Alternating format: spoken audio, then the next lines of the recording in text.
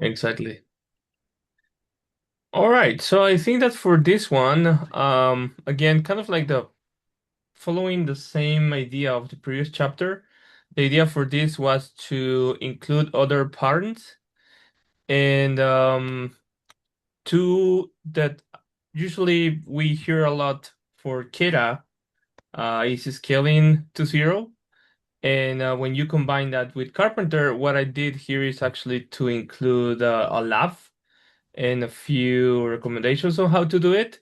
So if you, we're gonna go into it, but you mentioned as well, Carlos, the spot interruption and Loki. So I go into that into the fault tolerant workloads because we need to um, remind ourselves that everything that, well, the containers are ephemeral and it's not gonna be only about receiving spot interruptions, but you could have any other type of interruption. So in this lab, what I'm trying to help you is to go deeper into what to do in these scenarios, and not just like very vague recommendation like, hey, if you're using Spot, your workloads need to be Spot tolerant, and Carpenter handles the interruption.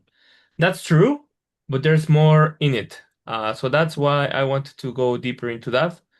A few ending notes and on kind of like final recommendations or building the mental model for Kubernetes autoscaling and a few of the future trends that some of them might be one or two might be out of date as some of as they might be already in place. But anyways, I'll talk Interesting. about that Okay. when we go there. So I guess that the first one is the most important one for now. It will be scaling to zero.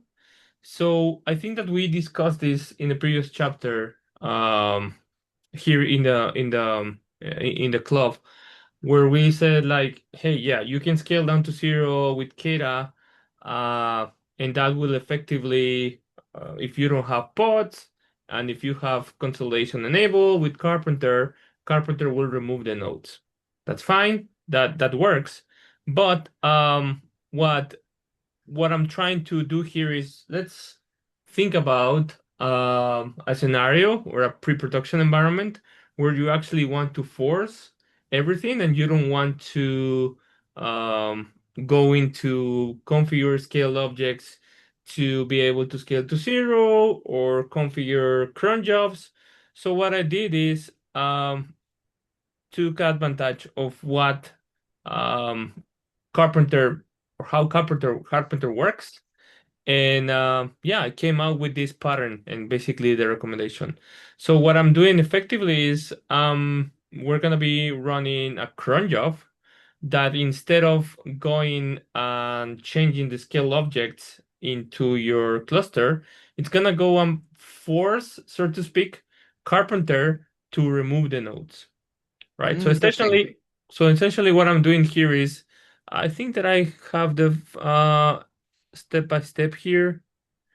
Yeah. Yeah, I said like we might not want to scale down to zero all the nodes in the cluster, so we're going to use a config map. Yeah, so I put some intelligence here that you can configure the level of which workloads could be affected, and the project has or the lab has a schedule that I'm saying like from Monday to Friday, this need to be on this environment, these nodes need to be on and running, and then for the rest of the time you could have zero nodes. But let's say that in between an emergency came and you need to get the environment up and running outside of these windows. So I show you how to enable it in this. But effectively, what it does here is But you have two cron jobs, right? One cron job runs at 9 a.m. to start them, and then another one runs at 5 p.m. to shut them down. exactly that's Okay. exactly the point. Yeah. And effectively, what it does, I thought that I was gonna, yeah, here it is. So effectively, when it's gonna scale down, it's gonna put the limits to the node pool to zero, and Oh, the not limits are like CPU, just the limit of no set. limits the limits of everything. So you can effectively put everything to zero. Uh, just the CPU. I think that I did it for CPUs. Don't remember exactly how I did it right now. Um, but it's basically to zero, and then it will add an annotation to the node pool so that it can remember the previous state if it had some configuration when you were modifying Oh, that. to put it back. Yes. Okay. As a state, right? You use as a database, use the annotation. Good. Exactly. Exactly. And then I basically force the removal of the node claims, which effectively will remove the nodes. And the no claims basically is for those are following the no claims is a one-to-one representation of a node, right? Yeah. So when a node gets created by the fact that there's a claim. So you're just searching claims based on labels. There's a Yes. label that is Yeah. associated with the node pool or something like that. Yes, exactly. And based on Okay. because in the config map, you can say which node pools are gonna be affected. Okay. So it will follow that. Because And then I just a know, kubectl delete yeah, on the and no that's it. no claim. Yeah, that's it. Okay. That will leave all the pods pending and everything pending. So when you raise the limit back again on the next day at 9 a.m., all This is those so useful. So my stupid question is, why no one have created a little Go controller, yeah, a Kubernetes controller to implement this, right, with the CRD?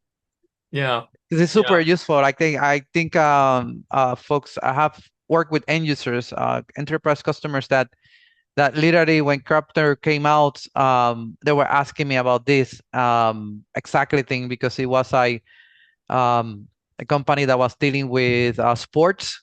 Mm-hmm. So sports, you already know the schedule, right? That there's Yeah. going to be a large amount of audiences or ticket sales during certain time frame, and then when you don't need notes around. Yeah, So it's based on schedule. exactly, exactly. Yeah, yeah. I mean, we can talk about later how to make this. But this cron job and config map is very useful also for people that are learning that you don't have to wait for a controller, right? The Kubernetes give you the building blocks to Exactly. build Yeah. anything that you want, like a job, config map. Um, you can use even Argo workflows, right? Use Argo Yes. workflows, and then the workflow is just a script that runs. Exactly. Um, okay, go ahead, go ahead. Yep. And then basically guide the on doing that. So it's basically tutorial step by step. Yeah, I hear you can put In the the config limited by map is the comma. configuration. Yeah. Those are the two fields that you put in the config map, the no pool and the Yes. time zone. Yes. Okay. Yes. I wanted to keep it as simple as possible. And then you deploy it, and I actually included, yeah, the scale down job and the scale up job. And what I did is that I kind of like force the job to be executed Right manually. away. Yeah, Yeah. right away. So you can see it working. And and that's it. That's basically So it. what does so we discussed like the down, which is limit zero and delete the claims. So the other job to bring them up, what does it do? Read the annotation and put the limit back, Yes, and then exactly. just wait for Carpenter to do its magic of like, um, Yes, because the pods will be on schedule. let me think. So the when you go down, then you see pods impending. I'm Yes, guessing, right? They all sit exactly. impending, like, and Carpenter like, well, by no pool says that limit is zero. Exactly. I cannot satisfy, so they just go to pending. Um, and then when you bring them up, uh, Carpenter will see the pending pods, and that's the trigger to create the nodes, right? Exactly. Yeah, exactly And right. remind me again, how daemon sets work in terms of Carpenter. Daemon sets is something that they need to certain daemon sets, right? They need to go in first. So in So this case, they're not that those pods get deleted, right? Because there's no. but when you create the node, daemon sets always go first, and they have like a taint, and then they're responsible for removing the taint. Is that correct, or is that Karpenter? So Carpenter, what we'll do here is just basically gonna remove the what I'm doing here is basically removing the node claim, and Carpenter will remove the node effectively. So that will mean that the pods that were scheduled there are gonna be now to pending. But I think that I'm not sure if I see that or if I did a test having diamond sets. My assumption will be that they will be removed or will be on pending, knowing the limitations of there's no node running. Yeah, I there's no nodes, or there's no pods to be pending. But yeah, when the node comes up, then the daemons, whatever is the daemon set controller, right, will create a new pod, yeah, and then those that needs to go in first, like yeah, normal operations. yeah, I agree. I think that I didn't test that, so I'm not sure. I'm not sure what Okay. the scenario will be. All right, and yeah, that's basically it. And then for the other one, is the fault tolerant workloads. And as I was saying before, I'm using kind of like the spot pattern because what I hear, this is something really cool because I added a phrase that in the spot team in AWS we used to use, and I had a friend saying like spot is a reward for good architecture, meaning that it's fault tolerant, it can be flexible enough, so it's kind of you get that reward for these optimizations. Yeah, or if Uh, somebody asks in the team says, "Do we do chaos engineering?" Like, of course we do. We use spots. Like they get deleted automatically every day. We yeah, do chaos exactly. engineering, right? Exactly, exactly. So my purpose on this is to basically force, And folks, uh, folks that are not familiar, I know the people here are new to Kubernetes, so maybe they used another cloud provider on premise. Spot stands for like extra capacity worker nodes that are like very, very, very, very low in cost. You can even get like almost like 70%, right? Something like that. Uh, and that maximizes your usage, right? And lowers the cost of running Kubernetes on the cloud. mhm. So that everybody wants to, every startup or everyone starts with like, how can we use Spot, and then fall back if like, oh, we cannot use Spot for this, then okay, we'll just not use Spot. But most of the end users start with a large amount of containers, right? They want to run them on Spot. Yeah, and the tricky part here is that the only condition for Spot is that when that spare capacity is needed back, you have 2 minutes to react. So that is important because I'm playing with some Kubernetes primitives here on the, for example, for example, on the PreStop hook and on the readiness proof as well, and termination grace period. These are three primitives that I wanted to bring up again into this chapter, simply because it's what I'm gonna be using, right? So what happens is that by default, or what I'm doing to take advantage of that, is that when you receive a spot interruption, that effectively sends a SIGTERM signal to the pod, and the primitive of termination grace period enters into the room, and you can leverage the pre-stop hook. So let's say, for example, on time zero, you get the SIGTERM. If if nothing prevents the pod to be stopped, it could be stopped in a fraction of seconds, or just a few seconds, 5 seconds, whatever. And this termination grace period is a protective mechanism that Kubernetes has by default. So in case the pod cannot be terminated, by default, it's going to be 30 seconds. Let's say, for example, that you send a SIGTERM signal and cannot be terminated. 30 seconds is a kill -9, and the pod is gone. You can extend that. And what I'm doing here is that I know that I have 2 minutes to react to that spot interruption. So I'm gonna try to extend that time that I have when I receive the spot interruptions at the maximum. So I configure that instead of 30 seconds, I configure it to 90 seconds.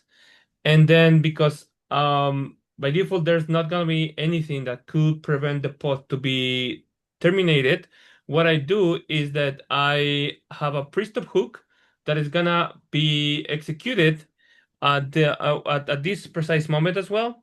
And then it's basically do something in the pod to stop from being killed. So so I have a clarification.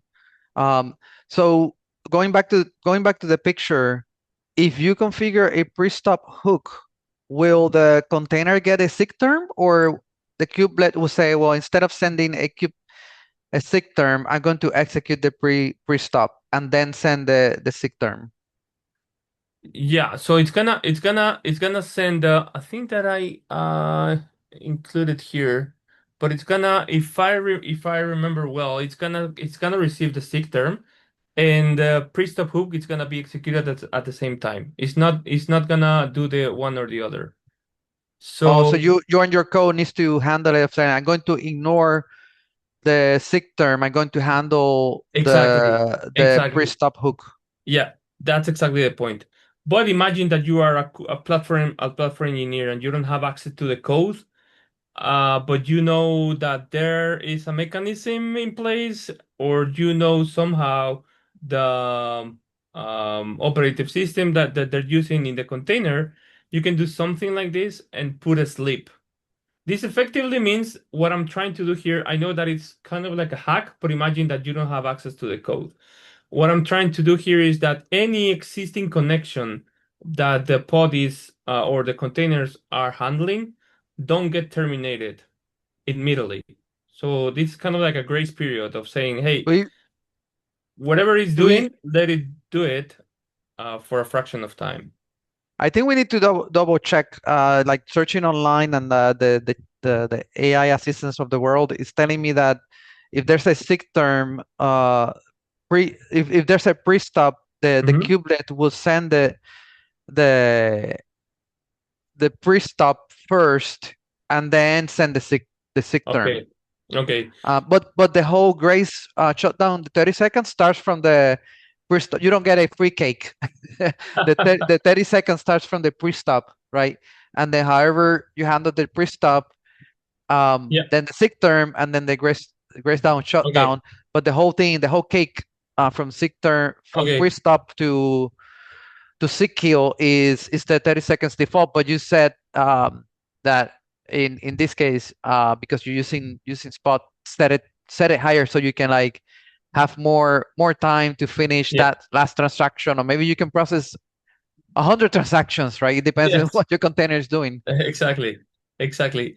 But Howard, thanks for checking that and that clarification. And if we that conversation changes, if you're not using pre-stop hook, but handling the interruption from the application code, which is basically the next lab.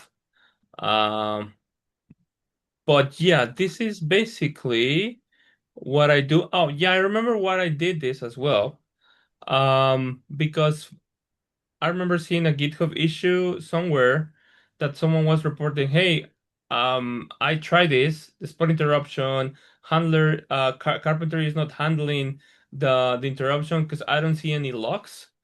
And that's why I'm using Loki. Because if you have something like this, you can Uh-huh. get the logs from the pre-stop commands and you can actually monitor it. But if you don't use the pre-stop hook and start managing the signal termination from the application code, you won't be able to see this. Interesting. Yeah. I tried and tried and I didn't see it until that's why I tried that's why I use Loki so that I could see that So live. if you have a handler in your code to the SIGTERM and start doing work and start doing using the console out, no logs come out.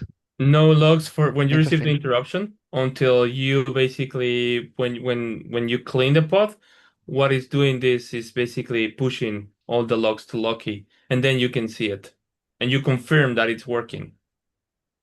Interesting. Um, then I simulate the sport interruption. There's a way that you can simulate it, in case you didn't want to install something, I actually included a script. Yeah, I think it's noted here. I included a script there in case it's a bash script that will do this basically. And And this with Carpenter for this termination signal, what does it do? You don't talk to Carpenter, do you? Like no, Carpenter is listening to a queue, right? exactly. So effectively, what it does is that it sends a simulation to the Message in EC2 that queue. it sends a simulation to EC2 fleet, and that sends two EventBridge events, which is Ah, basically okay. what the carpenter is listening to. The queue is listening to those events. Oh, okay. So Yeah. the Fleet API has those simulation things for testing.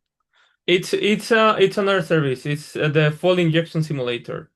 Oh, okay. It simulates what will happen on the EC2 part.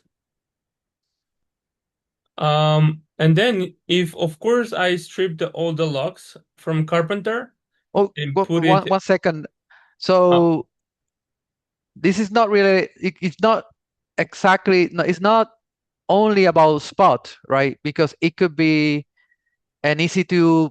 You have something running in your EC2 node, right? Maybe a security agent or something, right? yeah, And Christian from security decides to say, "Hey, Carlos, shut down this host because it's hacked or something like that." yeah, Then that interruption signal is a graceful way of saying the EC2 saying up, saying, "Hey, I'm going down," kind of yes, thing, right? You have two yes, 2 minutes to do your cleanup, but it doesn't yes, have to be Spot, right? But it could be yeah, something in the EC2 that your organization is triggering, or something crash, or something's not available, yeah, or exactly. the disk is full, and it's saying like, Yeah, "Hey, I should go away. I cannot repair myself." yeah, exactly Interesting. that. I have a question, Yeah, Loki. Is it a tool like to gather the logs from the clusters? yes, yes, Okay. yes. Um, So if we have not get into that part, but what I did here is to for this specific lab, what I wanted to put here in the logs at that point in time, all the events, if you look at the Carpenter logs, you're gonna see a lot of noise, of course, the timestamp. So I removed all of that and focus only on the messages that you should be seeing. So for example, initiate and delete from interruption message. So it's gonna taint the node. This confirms exactly what we've been saying all the time in the docs, and what what we claim to that it should be doing, right? So it was basically a way to confirm that happens. Receives the spot interruption, taints the node, and it immediately starts to launch a new replacement node. So it says fund provisional pods, create a node claim, created a node claim, launched the node claim, registered the node claim, initialized, and then it moved deleted the node and the node claim. So it's kind of like a series of events that are correlated. I think I should have added the times so that it was easier to read it and see the correlation. But yeah, this happens sequentially. Those are Kubernetes events. No, these are Carpenter logs. Oh, okay. Yeah. Because I saw a watch kubectl get pods and don't claims at the top, but that's just to list the Yeah, objects, and exactly. then they inspect the Carpenter logs. Yeah, exactly. And And another thing to highlight is at least this is specific to AWS, but it's another use case where like the node will go away. It's like we automatically patch the not patch but replace the nodes. You cannot run them more than 21 days, for example. yeah, And they will be deleted. So your exactly. containers need to handle that, right? That's another thing. Like even if you use on demand um, and use auto mode, it's like well architect like your application, your containers are well architected that you and that's Kubernetes, right? It could be like you're Yeah, upgrading the image like every day or every second day. Like pods are like to be deleted, right? Those are what they created for. They're not VMs that are supposed to run for 30 days. Yes, exactly. Exactly. And then the next lab is kind of like following up onto this process, but using the fact or going into the fact that assume that you in this case have access to the application code and you can change the code and you can handle the SIGTERM event. So you can see here that I don't have a PreStop hook, but I do have a readiness proof, and I'm gonna explain why. Um, and the reason for that right now, maybe I explain that right now. You know that when you remove a pod from the endpoint from the service, the endpoint slices basically or the endpoint, it's gonna remove the pod from the list. So no internal traffic is gonna be sent to that pod anymore when it's removed, right? So that effectively that is by the default behavior if it's a service internal within the cluster. However, when you have external services like an ingress, and in this case will be kind of like a load balancer externally, it will know eventually that the pod is not running because of the health check, but there's a way that you can be proactive on this part and fail the health check. So in this case, kind of like a best practice is to have a first of all an endpoint that can tell if the pod is up and running. But secondly, there has to be a way of when you have your readiness proof and the health check fails, it's gonna be removed not only from the service internally, but it's gonna be removed externally as well, because you can basically signal this to the external load balancer.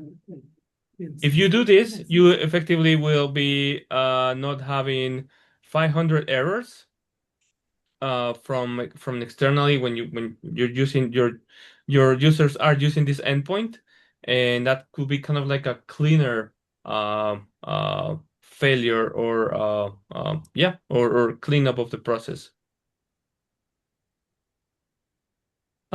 So during the lab here, And that's combining that with the other, right, with the other thing that we learned was as you get your basically combining these two things, like that's why you put them in this order, right? That if when you get the signal, the pre-stop hook call, that will run your little function inside your code. And then inside that function, one of the things you should do as you're going down is like, I'm going to stop receiving more work, but you don't yeah, shut yourself down because maybe you are just handling the last transactions. So one of the things that you should do is on that readiness probe, you should have it configured. You mentioned have it configured, start sending the error, right? Like, and that way the readiness, you're being taken out from the load balancer or whoever sent yeah. you the endpoint, but you're still running and you're not have returned the pre-stop complete yet, right? You're still inside the pre-stop, but that's something that you can do. Like those two things will be a best practice, right? Exactly. So let me just correct you a little bit on this. The pre-stop hook, we use that pre-stop hook when you don't have access to the application code, but imagine that you have access to the uh, container and there's a script or there's something as simple as having a sleep command. It's going to be a Linux command, and you can basically retain the pod. It's just a hack to retain the pod. It's not to handle or to do something else, or depending on what you know and what you can do. Of course, you could use Bash and do something or do whatever you want there. But in this case, kind of like the what I'm showing here is that you have access to the application code. If you have that, the best way to handle that is to manage that interruption from the application and not through a pre-stop hook. So you can see here that I'm not using a pre-stop hook. And this is just basically a best practice to have a readiness proof so that it deregisters automatically from the external load balancers. So But when you the readiness endpoint or test doesn't run on SIGTERM. It always runs no, every 10 yeah, seconds, every 5 seconds. So that's not exactly. your signal on saying you're getting shut down. Exactly, You exactly only that. have you have two signals, the PreStop and the SIGTERM. So yeah, so let me address this because I think this is gonna be clear when I explain it. Okay, okay. Let's suppose that you have that readiness that exactly as you said, it has the health check that is gonna check only if the application is running or not. That's it. Nothing else, nothing more. So what I'm doing here that is instead of having the pre-stop hook, I'm handling that SIGTERM signal from the code. Okay. Yep. And here I'm on purpose I'm marking a failure to that health check within the code Yes. so that the health check will fail. Yep. And then I do whatever I want, but I have more control of doing whatever I want here because I think in this case developers know best what needs to be done when you're about to be terminated. Yeah. Yeah. Yeah. I think we're saying the same thing. Like this is your signal to say, take me out from the load balancer, right? Yeah, yeah, And you start yeah. like sending the failure on that readiness. Yes, yes, Okay, yes. by handling the SIGTERM. Now I follow. Yes, Okay. in the code. Yeah, in the code. And of course, I'm using here Go, but that could be applicable to any other uh, programming language as well. And and that's it. So I basically include some logs here, and then because of that, I am using Loki here. So I guide you as well again on opening Grafana. And because it's already wired with Loki, you can basically run this command. And if you run it live, you can actually see those logs appearing as soon as the spot is being or the instance is being interrupted and terminated. And yeah, that's basically it. Yeah, yeah, I'm showing you here all of this, how I'm sending the spot interruption, forcing that application to be shut down. And here now in this case, I do include the timestamp, so you can see here that it was basically terminating. It received the termination, marking that as not ready, and then performing application cleanup operations. These are logs from the application, by the way. Yeah, I still cannot reason around that kubectl logs cannot see the logs from after getting a SIGTERM. Oh, but you It's can get them in Loki from the kubelet from the container D logs. They go to the file system of the node in container D folder, but kubectl logs cannot get them. Yeah, they're Um, not streamed immediately okay. when that happens. Yeah. Maybe. Well, what about previews? If you know like kubectl logs dash previews, it will give you the Yes. logs from the previous thing. It will show them there. Like, give me something. No, no, I No? tried. No, I promise I tried. And I remember I did the deep dive on that, but I don't remember right now what the real cost. Um, yeah. Sorry I failed you on that, but I don't remember. I promise that I try my best Wow. on testing this, and it was the only way. Yeah, Uh, and it's difficult to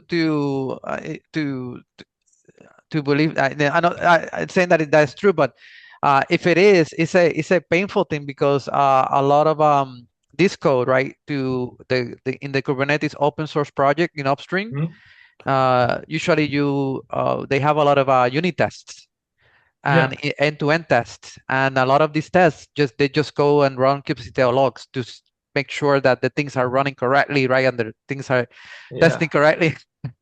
And if yeah, they cannot do that, then I guess they would do like kubectl debug node, get to the host, get the folder, and, yeah. and get the log. But this time is different because of the sick term. Yeah, I honestly don't remember what happens and why logs are not being showed with kubectl logs. Okay, okay. And did with Loki, did you try to do kind of like the same thing like this other project was doing, the log4 parser, like try to get insights? No, I Uh, did not. No, with this one, I did not. For this part, I did not. I did not try that. yeah, this project is very Because cool.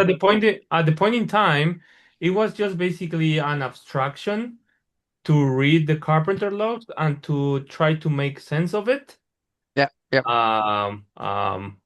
Because there's a lot of noise and Yeah, yeah. yeah, For the folks here, like where we're talking about Loki, but it could be CloudWatch, it could be FluentD, right? Anything that go yeah, like now.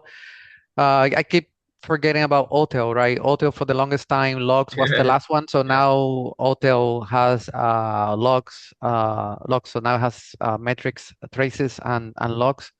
So you can use open telemetry. yeah. Yeah, because I was about to ask like what's the difference between Loki and Grafana because I have never came across. I only used like CloudWatch. Are they like the same or Yeah, yeah, So it's a log collector, right? It's a yeah, different log collector. It's the Grafana, the company, created Loki, the also open source project. So it has like and also the UI and everything. So it's another log Mhm. collector. Okay. so this in this case, Grafana, I'm using it for the UI, the user interface. Mhm. And what I did in the lab, because I didn't think that it was important for the book. So there are a few scripts that I guide you on how to execute it. But it's basically a way to wire Grafana and add Loki as a data source. Yep. So you're basically adding a data source to that UI, and that's how it might be a little bit confusing because it shows Grafana, but it's Loki. But Grafana is just the user interface, and the source of the logs is Loki. Yeah, I love Grafana. Like you can say Yeah, whatever it is, but Grafana, uh, for the longest time, I thought the only thing that it was able to do was Prometheus, right? I think years, yeah, and then I think was Sergio, he's a CNCF ambassador. He showed me like, no, I'm using Grafana to read SQL directly on a Raspberry Pi. And I'm like, what? Grafana can like what SQL? Yeah, and then I started searching the type of data sources that Grafana can read, Hmm. right? And it's like everything and their mother, like, and it's in this case when they did logs, like yeah, logs is a source of data. Yeah, SQL is a way of fetching data. Prometheus is like kind of, I think that's the most people think is the only one, but it's yeah, Grafana can fetch any type of yeah, information. Is yeah. it is it better at monitoring like compared to Prometheus? No, it's two different things, right? Okay. Grafana is a visualizer, right, in your browser. Mhm. Um, and then it gets the information from Prometheus or from SQL or from like, but Grafana is like the way usually like to get the visualization aspects of anything, right? I don't want to say metric because it's in this case Christian uses for Loki logs. Yeah. And Prometheus will be only for metrics. But the thing that we talk about logs is because there's certain scenarios, and actually we have one real one here. Karpenter, when he runs in AWS in this service we call auto mode, you get access to the logs, but you don't get access to the metrics, and that's something I think is in the roadmap.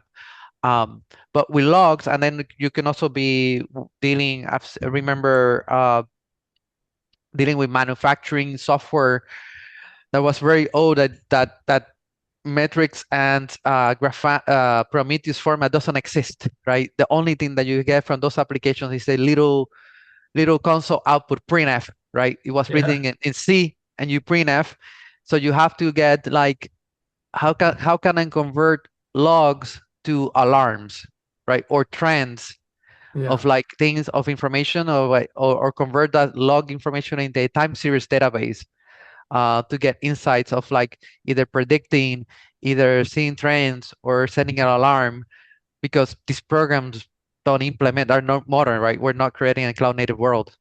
yeah, I'm dating yeah. myself like, wow, almost 50. Um, all right. So those are basically the two last labs of the book. And then I go into the ending nodes and I include a few things, like for example, Carpenter blueprints, which we've been mentioning a few times. So it's kind of like, hey, in this book you already know the basics. Well, I would say that more than the basics now. But if you want to go to the next step or even go deeper for how you can put in practice Carpenter, for example, different ways, this project is the one that I created. And thanks to other people, we've been able to keep it up to date. And last 2 weeks, I think, or the latest release was to include the blueprints for EKS Auto Mode as well. Um, and yeah, of course, I included this. These are still relevant, but we added a few more things over there. Um, Interesting. and then what I do is kind of like try to get into this and be a little bit more philosophical. So what's the best auto-scaling rule? And what I wanted to come here is with this diagram that I've been using in a lot of conferences and taking advantage that at this point I'm assuming that you already know what I'm talking about. I put this diagram in a way like, hey, as soon as you need to take an action, too many things are happening. You already know that, for example, traffic spikes, Prometheus, it's gonna be scrapping metrics. KEDA is gonna be doing queries as well. HPA is gonna take a decision. A new pods created will take a 5 seconds delay. All of that are gonna be add up to create more pods till and only when it gets, hey, look, there's no capacity. Pods are on schedule because there are no nodes that could fit those pods. So then imagine that in this case, you have Carpenter. It could be then you could have the node ready in 40 seconds, now even less, I would say. And then in addition to that, you have the startup of your application. Um, if you had a capacity, you either have that anyways, and then you have the capacity up to a point that it could take more than 2 minutes to have a new pod up and running best case. So the reason for that, what I wanted to highlight is that remember that all of these are happening. We are adding more things and more things, and it's a complex system. It's not about just adding one replica. So my phrase here, or what I wanted to bring you here is that, hey, you have to understand what impacts the performance of your application. It cannot be only CPU because again, CPU is only actualization metric, can be misleading. It's a lagger metric. So there has to be a better way. We already know the tools HPA, KEDA, and what I'm trying to say, like, hey, don't focus on only one metric. If you want to keep using CPU because that way you feel confident, that's fine. But start to consider other metrics like request per second, latency, other things that will tell you exactly what your application is doing. And because I'm pretty sure that even if you don't have other auto-scaling rule that CPU, I'm pretty sure that you have other ways, other dashboards that are gonna tell you, hey, the application is not up and running because this, because that, because latency went up, because throughput went up, and there's no capacity. So you can see here that are different metrics that can tell you that. So the premise for that is that don't focus only on one metric, but a combination of metrics and take advantage of multiple triggers that you can have with KEDA, for example.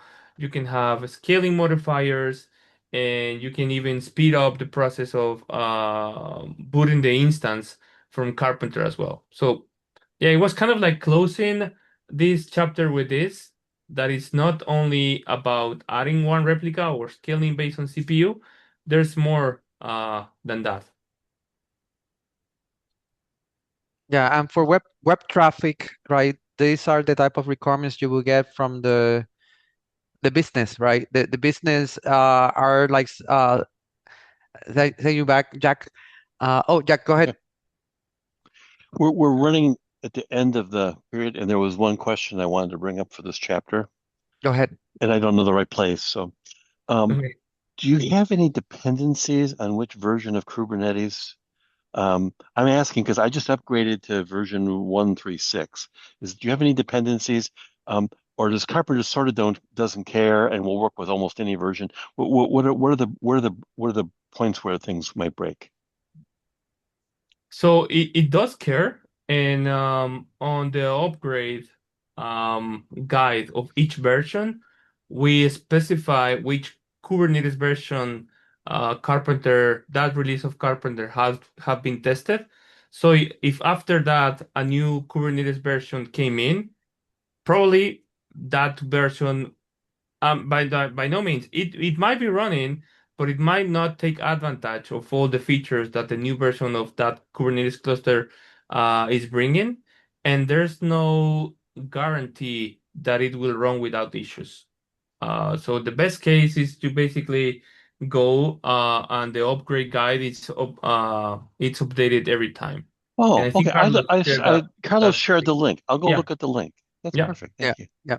So the thing to worry, I think, Jack, you don't have the problem. I think the problem is the opposite one is like people that have old version of Kubernetes and want to use the latest versions for Carpenter. That's where like there's big question marks because it's not been tested.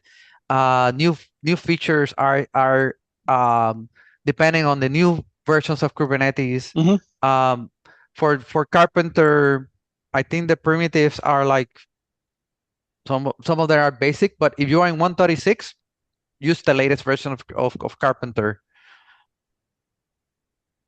So Very as good. you're doing yeah, and you are upgrading Kubernetes, so that's a Yeah, good but thing. a year from now, I'll still be on the same version.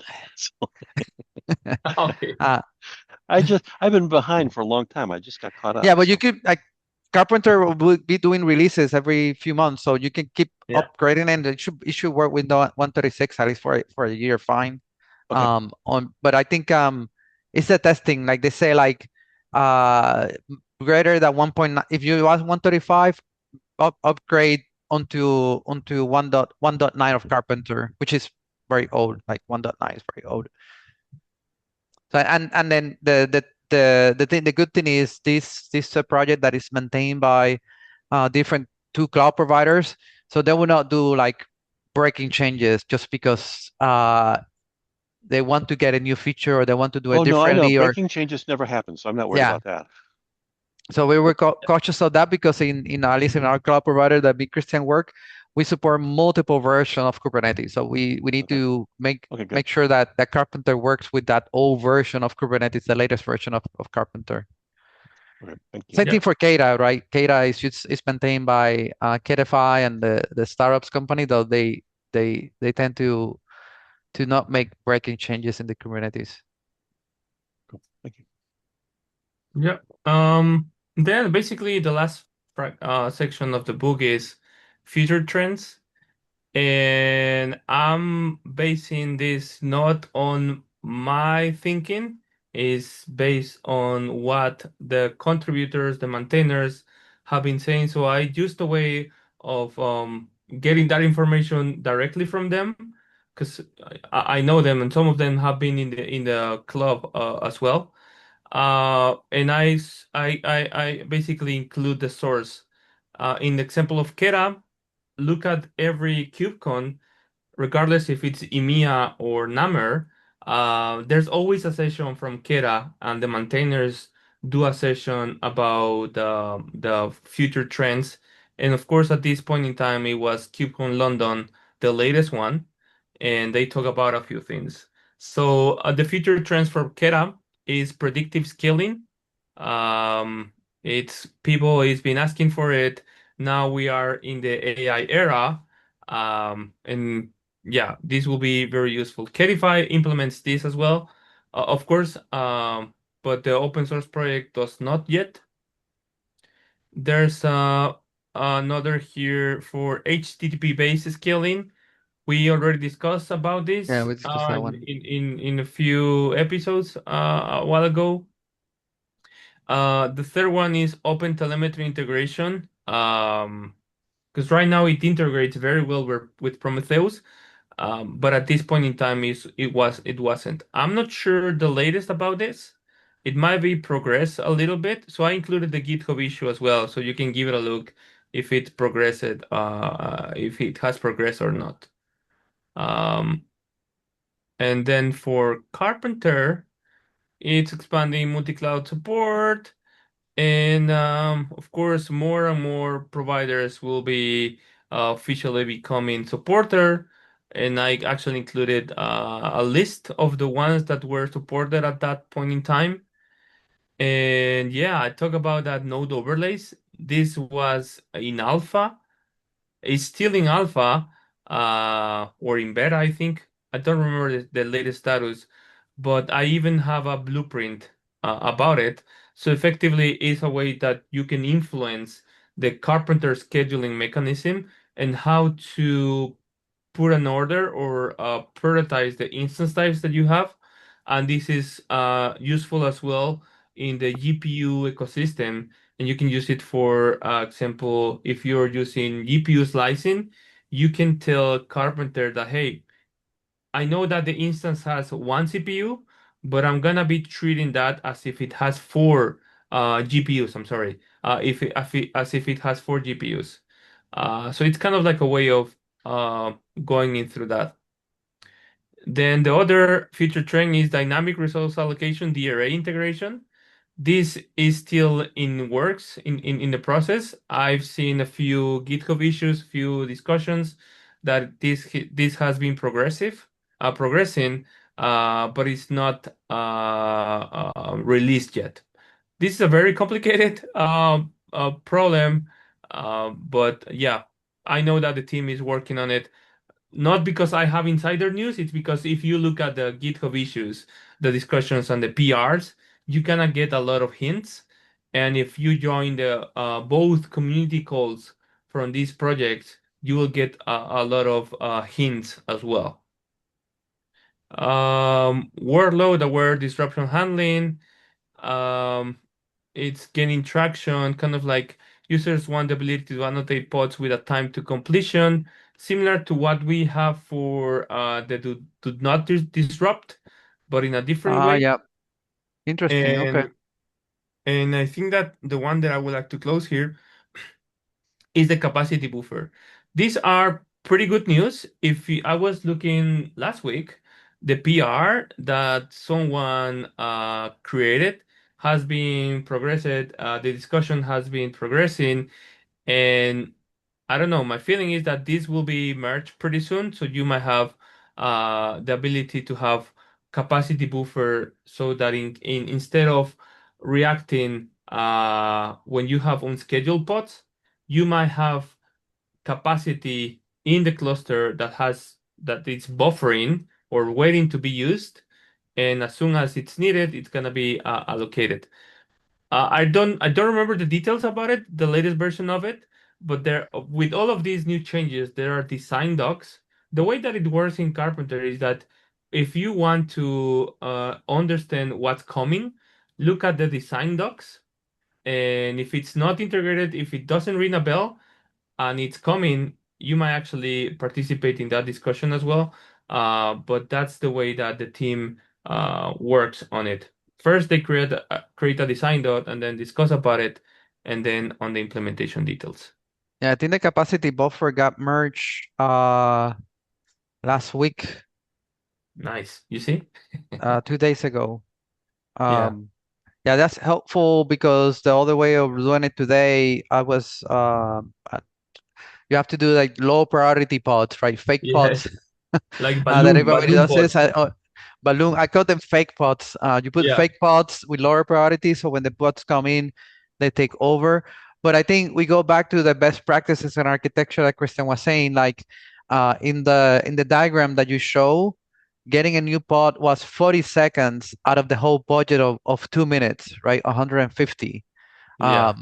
So you solve that issue of getting a node ready, but the other triggers, right? If you're only going to create a pod based on CPU with an HPA, then it's too late to make sure that you have the latency low or request per second. So you have to go back into thinking about application metrics, right? Application business metrics, and translating them into it. The one thing that I was going to say is on predictive. Um, instead of reacting when spike traffic comes in, all that. Yeah.